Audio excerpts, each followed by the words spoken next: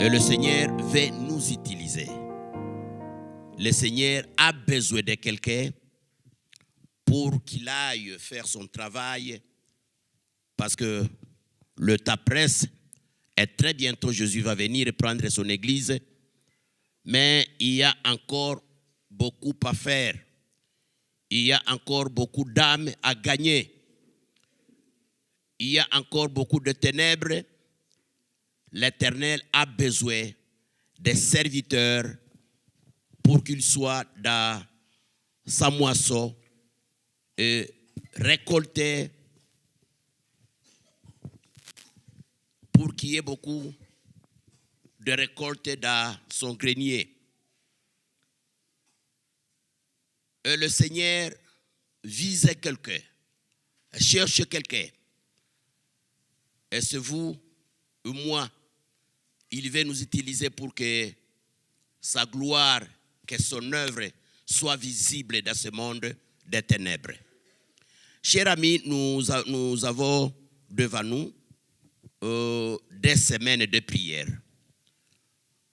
Nous serons devant Dieu en train de prier, qu'il écoute nos prières et qu'il fasse de nous de bons serviteurs et des serviteurs fidèles. Mais comment cela sera possible? Si nous voulons travailler pour Dieu, mes chers amis, nous devons savoir ce que nous devons demander. Quand nous avons 1 ou 2 semaines ou 3 semaines ou 1 mois de prière, nous devons savoir qu'est-ce que nous devons amener comme requête auprès de notre Seigneur, le Dieu créateur du ciel et de la terre, le Dieu qui nous a amenés dans ce monde. Nous ne sommes pas ici par hasard. Et cela, des fois, nous ne prêtons pas attention. Il y a beaucoup de serviteurs, il y a beaucoup de frères, il y a beaucoup de gens, et c'est la majorité, qui pensent qu'ils sont là par hasard. Ils se demander, mais pourquoi Dieu m'a amené ici dans ce monde? Pourquoi je suis né? Mais Dieu a un but. Il veut vous utiliser pour sa gloire. Il veut à ce que vous soyez parmi les gens qui moissonnent, les gens qui guident les gens auprès de lui. Car Jésus est venu faire un seul travail: chercher la brebis perdue, chercher l'âme ou l'homme qui s'était écarté de lui et qui les ramène auprès de Dieu. C'est pourquoi, quand nous sommes devant le Seigneur, nous devons connaître qu'est-ce que nous voulons, ce que nous demandons auprès de lui. Et ce n'est pas facile. Hein? Avant que je lise le passage d'aujourd'hui, je vais vous dire que je dois avoir déjà dit encore cette histoire ici, que 2 fois nous ne savons pas ce que nous devons demander. Et là, nous allons lire notre premier passage dans Jean, chapitre 16, le verset 7. Je ne sais pas s'il y a quelqu'un qui peut m'aider à faire cette lecture avant qu'on avance avec notre message d'aujourd'hui. Ce message veut dire ceci: l'Éternel, le Dieu créateur, a besoin de vous, a besoin de moi. Il a besoin de quelqu'un pour que ce serviteur, cette servante soit dans sa grande moisson et qu'il fasse sa volonté. Mais alors, quand nous sommes devant Dieu, nous sommes devant le Créateur. Je viens de dire que nous avons 2 semaines de prière. Qu'est-ce que nous allons amener auprès de notre Seigneur comme requête? Qu'est-ce que nous allons demander? Mais lisons d'abord ce passage. Si vous pouvez donner un microphone auprès au serviteur Lebo, qu'il nous fasse cette lecture. Nous lisons l'évangile selon Jean 16, verset 7, au nom de Jésus. Cependant, je vous dis la vérité. Il vous est avantageux que je m'en aille, car si je ne m'en vais pas, le consolateur ne viendra pas vers vous. Mais si je m'en vais, je vous l'enverrai, parole du Seigneur. Continue avec le verset 8. Le verset 8, il dit, et quand il sera venu, il convaincra le monde en ce qui concerne les péchés, la justice et les jugements. Oui. En ce qui concerne les péchés, parce qu'ils ne croient pas en moi. La justice, parce que je vais au Père et que vous ne me verrez plus. Les jugements, parce que le prince de ce monde est jugé, parole du Amen, Seigneur. parole du Seigneur. Nous cheminons vers notre fête de Pentecôte. Nous aurons cette fête très bientôt. Ici, nous avons l'histoire. La Bible nous dit que Jésus s'apprêtait déjà à rentrer auprès du Père. Et il avait déjà fini sa mission, le travail qu'il est venu faire, annoncer la bonne nouvelle et payer le prix de notre salut. Il l'a déjà ressuscité. Et si nous pouvons lire dans Jean, quand il avait rencontré ses disciples pour la première fois, après la résurrection, Jésus va les trouver.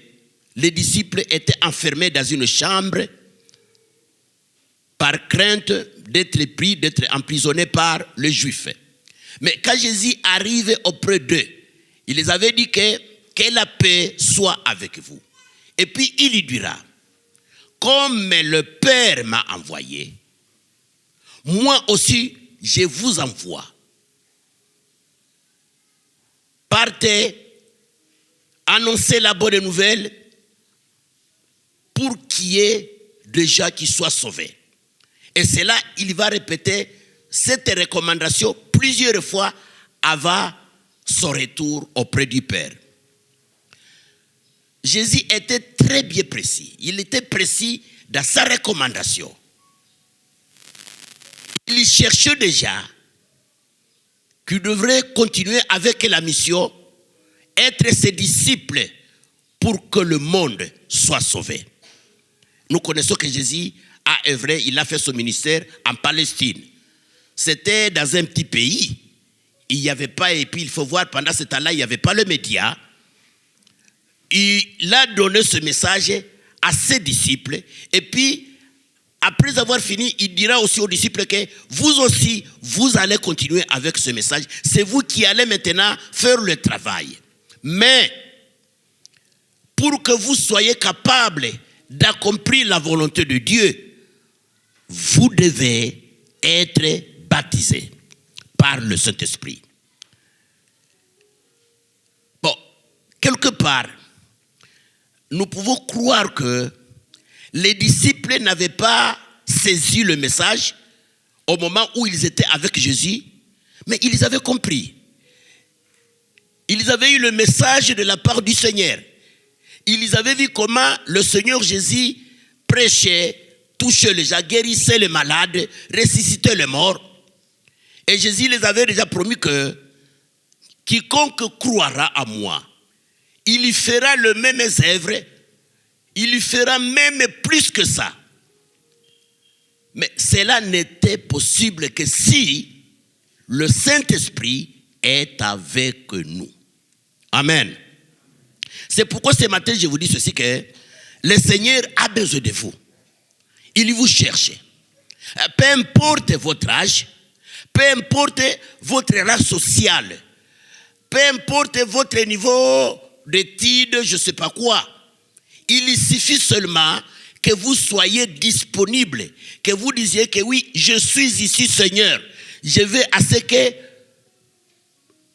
je sois parmi les gens qui annoncent la bonne nouvelle. Et c'est là, nous devons nous abandonner à lui. Mais cette œuvre, ce travail, nous ne sommes pas capables seuls de l'accomplir. C'est pourquoi, si nous lisons dans Actes des Apôtres, le premier chapitre, commençons au verset 7 jusqu'à 8. Actes des Apôtres, chapitre 1er, le verset 7 et jusqu'à 8, la Bible dit ceci. Il est écrit, il leur répondit, ce n'est pas à vous de connaître les temps ou les moments que le Père a fixés de sa propre autorité. Mais vous recevrez une puissance, le Saint-Esprit survenant sur vous, et vous serez mes témoins à Jérusalem, dans toute la Judée, dans la Samarie et jusqu'aux extrémités de la terre. Parole du Seigneur. Parole du Seigneur. Jésus maintenant va rentrer auprès du Père et il va dire aux disciples, moi je m'en vais, vous vous resterez avec le travail, vous allez annoncer la bonne nouvelle à toute la création pour que le monde sache que le royaume de Dieu est venu et il faut que tout le monde entre, qu'il lui croie, qu'il lui reçoive la vie éternelle. Et c'est un travail qui est difficile. Chers amis, jusqu'au moment où nous sommes le 3 mai 2026. Nous sommes déjà dans le 21e siècle. Depuis le 1er siècle jusqu'à aujourd'hui, Dieu est en train de chercher quelqu'un pour qu'il aille dans sa grande moisson. Qu'il soit parmi les moissonneurs, qu'il soit parmi les ouvriers, qu'il soit parmi les serviteurs et les servantes qui annoncent la bonne nouvelle pour qu'il y ait déjà qui soit sauvés. Et puis la question est celle-ci. Vous êtes ici ce matin, je ne sais pas. Si vous n'êtes pas encore sauvé, si vous n'avez pas encore reçu Jésus comme Seigneur Sauveur, le moment est là. Et c'est pourquoi nous avons ce temps pour qu'on annonce la bonne nouvelle. Et quiconque qui est avec nous, nous voulons qu'il reçoive Jésus comme Seigneur et Sauveur. Parce que c'est la seule condition, c'est la seule voie si vous voulez devenir enfant de Dieu et si vous voulez entrer dans le royaume de Dieu. Oui, quand nous croyons au Seigneur Jésus, nous entrons dans le royaume, mais très bientôt, quand Jésus va venir prendre son église, c'est à ce moment-là où nous allons célébrer. Et je me rappelle comment le passage dans la première épître déjà, la Bible dit ceci que mes chers enfants, nous sommes déjà, mes chers frères et sœurs, nous sommes déjà enfants de Dieu. Mais jusqu'à présent, il y a une confusion. Nous sommes encore confondus avec les gens de ce monde. Mais attendez quand le Seigneur va venir. Wow! Ce jour-là, le monde saura que réellement, nous ne sommes pas comme eux. Nous sommes enfants de Dieu. Alléluia. Et nous attendons ce moment précis. Mais avant que ce moment arrive, Jésus veut à ce qu'il y ait quelqu'un qui aille, qui accepte d'aller dans sa moisson pour œuvrer et pour qu'il y ait des âmes qui soient sauvées. Cela n'est possible que si nous avons la puissance du Saint-Esprit. Et c'est pourquoi, au courant des deux semaines que nous avons devant nous, ça sera parmi les grandes requêtes que nous allons présenter devant notre Créateur. Seigneur, remplis-nous de ton Saint-Esprit. Remplis-nous de la puissance d'anneau pour que nous soyons capables d'œuvrer pour toi. Oui, c'est vrai. Il y a des moments quand nous sommes dans de telles assemblées ou bien dans des réunions de prière, comme nous le faisons, et quand nous disons que bon, maintenant, donnons nos requêtes, nous voulons prier. Et souvent, nous disons que chacun présente sa requête auprès de Dieu, son besoin. Ah oui. Mais je vous assure, si le Saint-Esprit, si le Dieu créateur, parce que le Saint-Esprit, c'est le Dieu créateur aussi. Nous connaissons quand nous parlons du Saint-Esprit, il y a des gens qui pensent que le Saint-Esprit, c'est la puissance de Dieu seulement. Non, non, non. Nous devons savoir que le Saint-Esprit est Dieu. Jésus est Dieu. Le Père est Dieu. Et c'est ça, le Dieu créateur. Alors le Saint-Esprit, quand il est avec nous, il lui vient accomplir la volonté de Dieu. Et c'est lui qui connaît réellement le besoin que nous, c'est dont nous devons demander à Jésus-Christ. Si peut-être nous pouvons lire dans Romains, dans l'épître de Paul aux Romains, chapitre 8, verset 26. Là, nous lisons, je ne sais pas si nous avons ça, notre ami peut nous aider à faire cette lecture. Vous verrez que là, on nous révèle qui connaît nos besoins, qui connaît les requêtes que nous devons présenter devant Dieu. Nous lisons Romains 8, 26 au nom de Jésus. Oui. De même aussi, l'Esprit nous aide dans notre faiblesse, car nous ne savons pas ce qui nous convient pour demander dans nos prières. Oui. Mais l'Esprit lui-même intercède par des soupirs inexprimables, parole du Seigneur. Parole du Seigneur. Bon, je vais dire ceci. Même si nous avons, par exemple, une réunion de prière, avant qu'on commence le travail, nous devons faire un avant-goût ou un travail préparatif pour faire notre séance de prière. Nous devons demander à Dieu, Dieu, montre-nous ce que nous devons prier, parce que nous ne savons pas ce que nous devons prier. Nous avons beaucoup de requêtes, nous avons beaucoup de besoins, tout ça. D'autres besoins sont des besoins qui sont purement charnels. Des besoins qui marchent avec notre orgueil, nos plaisirs, tout ça. Mais le Saint-Esprit connaît ce que nous devons présenter devant Dieu. Et c'est pourquoi même quand nous avons des séances de prière, nous devons demander à Dieu, Dieu, guide-nous. Qu'est-ce que tu veux qu'on demande? Je vois ici, lisons aussi dans un roi. Nous allons voir quelqu'un là-bas. Dans 2 Rois, s'il vous plaît. 2 Rois, chapitre 2, le verset 8. Commençons au verset 8 jusqu'au verset 9. Nous verrons quelqu'un là-bas qui a été guidé. Ici, nous avons maintenant l'histoire de ce serviteur de Dieu. Il est écrit, alors Élie prit son manteau, les roula et en frappa les eaux qui se départagèrent ça et là, et ils passèrent tous deux à sec. Verset 9. Lorsqu'ils eurent passé, Élie dit à Élisée, demande ce que tu veux que je fasse pour toi, avant que je sois enlevé d'avec toi. Élisée répondit, qu'il y ait sur moi, je t'ai pris une double portion de ton esprit. Amen. Amen. Amen. Amen. Alléluia. Amen. Élisée était un fermier. La Bible nous dit qu'il avait de vaches qu'il utilisait pour cultiver. C'était quelqu'un de marque, il avait la possibilité, il était riche pendant ce temps-là. Mais maintenant, un jour, Élie va passer auprès de lui. Et certainement, c'est le Saint-Esprit de Dieu qui avait guidé Élie.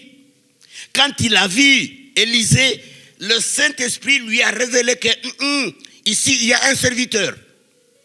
Et Élie avait pris son manteau. Il a touché Élie avec son manteau. Et Élie avait compris ce que voulait le Saint-Esprit. Et puis, Élisée est venu auprès d'Élie. Il a dit que, serviteur de Dieu, fais-moi le tas. Je vais me préparer pour que je te suive. Parce qu'il avait compris que Élie l'invitait, Élie l'engageait pour qu'il soit avec lui dans l'œuvre de Dieu. Et la Bible nous dit que Élisée est rentré. Il a pris toutes ses vaches. Et puis, il a donné ça aux gens. Il a tout détruit ce qu'il avait comme richesse.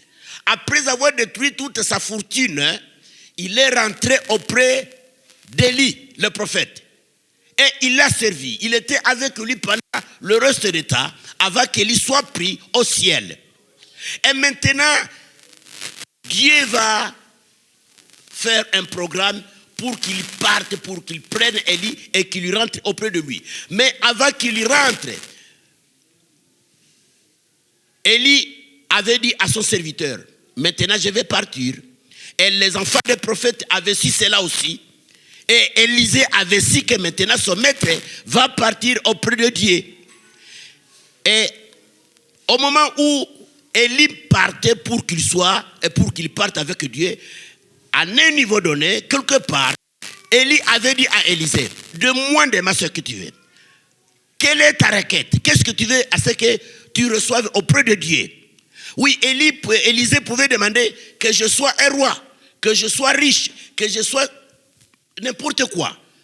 Mais Élisée, parce qu'il avait la vision, il avait l'appel, il avait la vocation de servir Dieu, il avait demandé à Dieu, disant que je veux avoir double portion de ton esprit. Et c'est ça qu'Élisée avait eu. Au moment où Élie était pris, il a reçu le manteau d'Élie et il a commencé à travailler pour Dieu. La Bible nous dit que Élisée a fait le double de miracles d'Élie. Et dans la Bible, nous voyons que l'œuvre qu'Élisée avait faite, c'était une œuvre grande. Ça avait marqué l'histoire de la Bible, l'histoire du peuple de Dieu. Je vais dire ce matin, chères sœurs, chers frères, vous qui êtes ici ce matin, oui, il y a des fois quand nous donnons de tels messages, ou quand il y a un message pareil, et qui est quelqu'un qui est, soit il y a un jeune homme et une jeune fille, ou bien un vieux papa, il dit que non, ça ne me concerne pas, ce n'est pas mon message.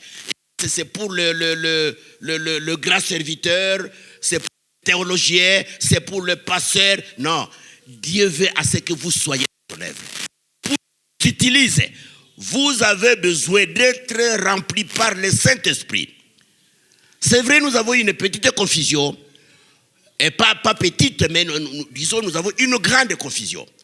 Quand nous parlons du Saint-Esprit, le Saint-Esprit qui œuvre dans nous, souvent nous croyons qu'il suffit seulement de croire au Seigneur Jésus comme Seigneur Sauveur, et c'est fini. Le Saint-Esprit est avec nous et il peut nous utiliser comme Dieu veut. Certainement, le Saint-Esprit fait de grands travaux, de grandes œuvres dans notre vie spirituelle. Nous sommes régénérés. Nous sommes nés par la puissance du Saint-Esprit. Où nous naissons par le Saint-Esprit. Et comment cette opération se fait? Quand nous recevons le message de Christ, quand nous écoutons l'évangile qui nous appelle à la repentance, qui nous appelle à croire au Seigneur Jésus, et que le Saint-Esprit nous touche, nous prouve que réellement nous sommes des pécheurs. Je suis pécheur. Je vis le péché. Et quand nous nous repentons, quand nous venons auprès de Dieu, au pied de la croix, quand nous disons Seigneur, pardonne-moi, là nous naissons, nous devenons enfants de Dieu. Et le Saint-Esprit entre à nous et il est là. Mais ça ne suffit pas. C'est pourquoi Jésus avait dit à ses disciples dans le premier passage que nous avions lu, il est avantageux pour vous que je m'en aille, pour que le Saint-Esprit, pour que le Consolateur arrive, qu'il soit avec vous, qu'il vous guide. Bon, quelque part, il y a des gens qui peuvent croire que les disciples n'étaient pas encore sauvés. Ils étaient déjà sauvés. Ils avaient le salut. Dans beaucoup de passages, Jésus avait témoigné que vous maintenant, vous êtes mes amis. Vous êtes mes frères, parce qu'ils avaient reçu. Mais cela ne suffisait pas pour qu'ils fassent l'œuvre de Dieu. Il fallait qu'ils reçoivent le baptême, qu'ils aient la puissance d'en eux, qui va leur permettre de faire l'œuvre de Dieu.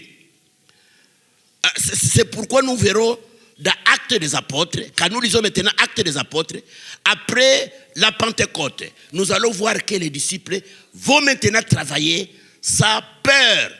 Ils vont travailler avec foi. Ils vont tout faire pour faire la volonté de Dieu. Mes chers amis, nous pouvons avoir déjà le salut. Oui, nous sommes sauvés. Nous avions crié au Seigneur Jésus, serviteur et servante. Mais souvent, la chair que nous avons, le corps que nous avons, l'environnement dans lequel nous vivons, ça nous tire. Et jusqu'à ce que nous soyons des serviteurs charnels, des serviteurs qui sont guidés, qui sont poussés par le plaisir de ce monde. Mais si nous voulons que nous soyons, que nous ressemblions, que nous ayons l'image de Dieu à nous, il faut que le Saint-Esprit soit avec nous. Ayons la soif comme Élisée avait demandé.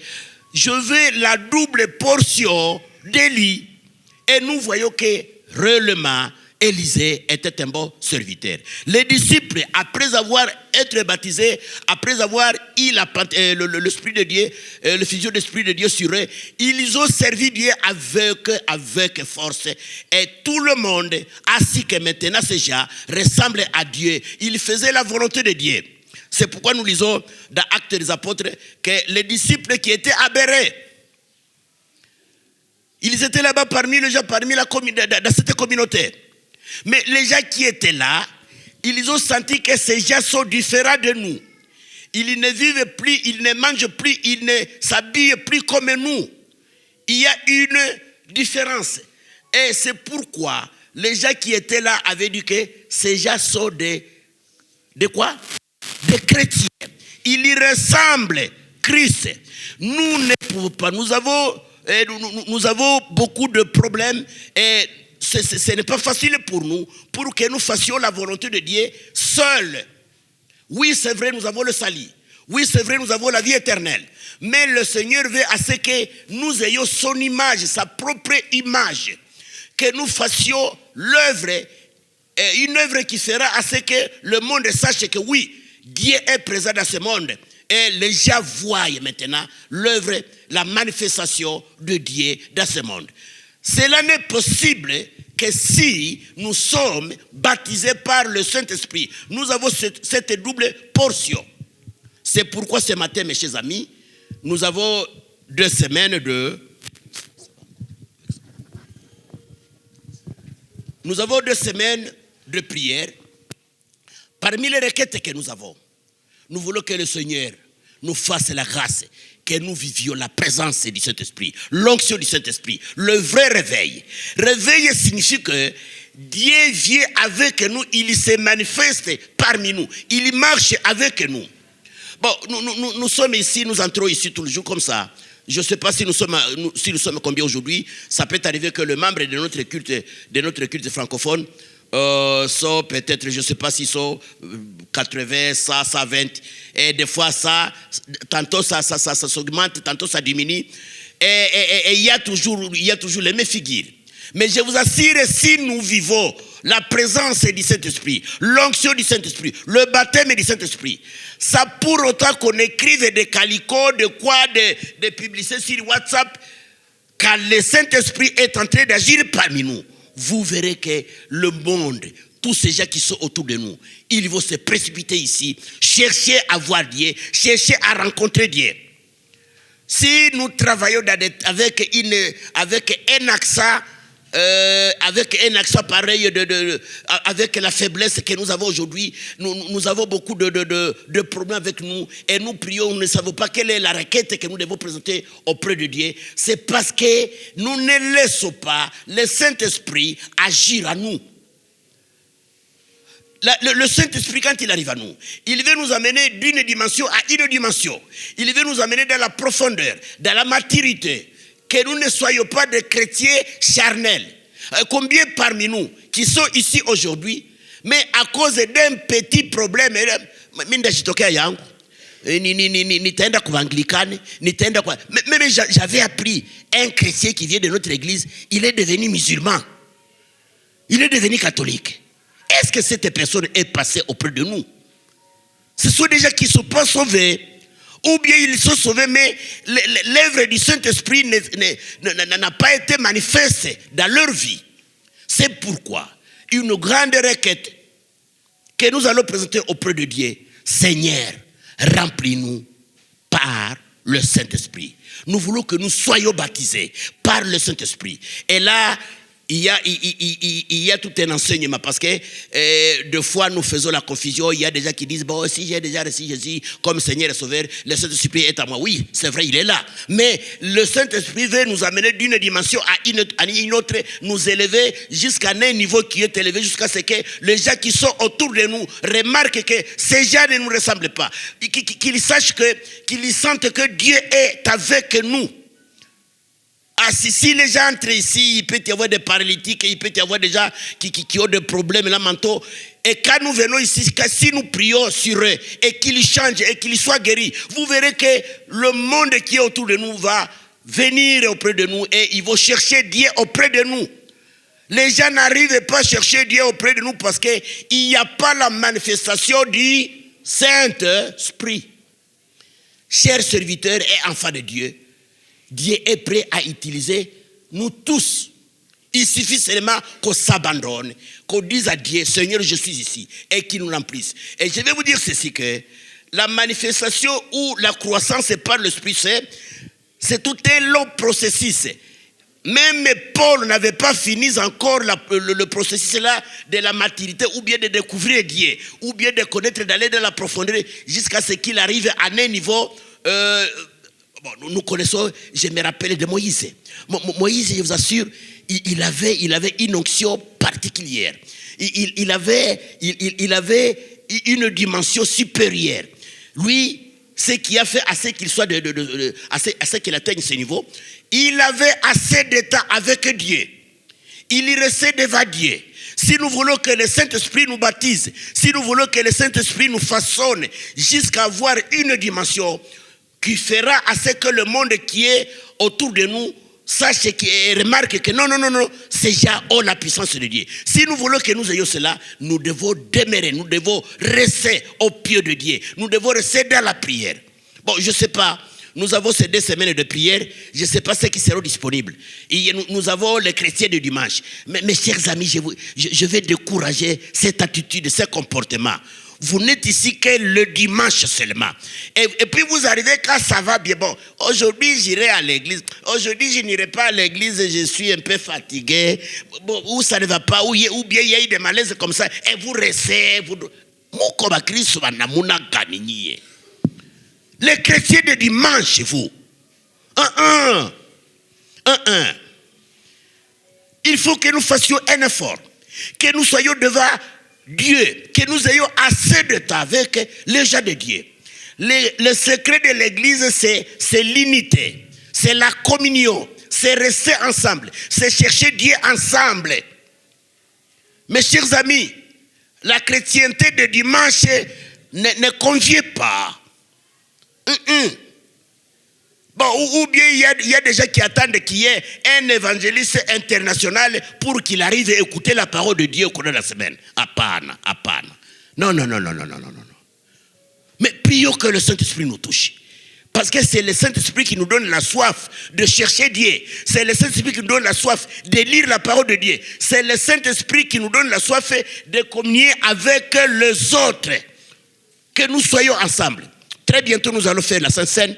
Nous avons la Sainte Seine. Il y a beaucoup de chrétiens ici qui sont baptisés, que vous verrez, ils vont sortir, laisser la Sainte Seine. Et puis vous voulez dire que vous êtes un chrétien. Depuis quand? Quel est ce genre de chrétienté? Vous ne voulez pas communier avec les autres. Non. Nous ne devons pas être rebelles.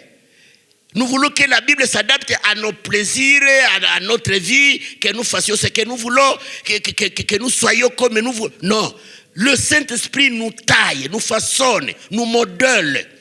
Et cela n'est possible que si nous sommes humbles, nous sommes obéissants, que si nous disons, nous allons voir la Bible. Quand nous lisons la Bible, les disciples de Jésus les avait recommandé à ce qu'ils aillent à Jérusalem et qu'ils ne quittent pas là-bas avant qu'ils soient baptisés. Et les disciples avaient obéi. Ils sont restés là-bas jusqu'au 10e jour, le jour que Dieu les avait répondu, avait exaucé leur prière et tous étaient baptisés. Et vous voyez, Jérusalem avait changé ce jour-là. Alléluia. Amen. Est-ce que vous me saisissez, mes chers amis? Dieu veut nous changer. Dieu veut nous utiliser. Mais cela n'est possible que si nous sommes remplis, que si nous sommes baptisés, que si nous avons le Saint-Esprit qui œuvre à nous.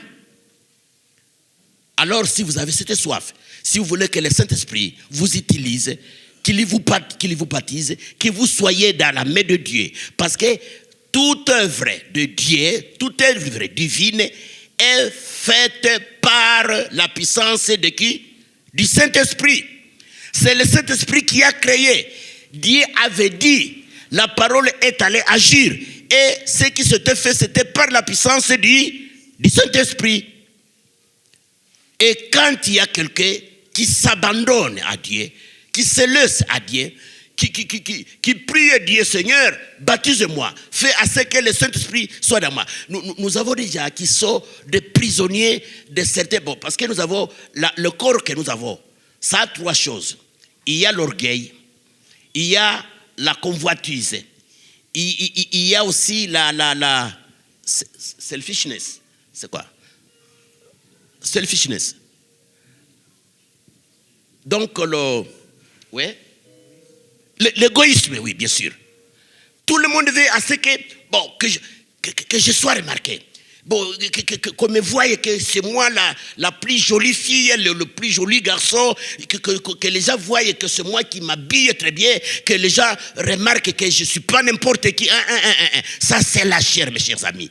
Quand le Saint-Esprit nous touche, ça nous façonne jusqu'à obéir, jusqu'à assimiler, jusqu'à vouloir à ce que l'ami qui est à côté de moi, qu'il soit aussi bien. Que je me rabaisse auprès de celui-là, auprès de celui-là, auprès des parents, auprès des amis, auprès de mes pasteurs, auprès de mes professeurs.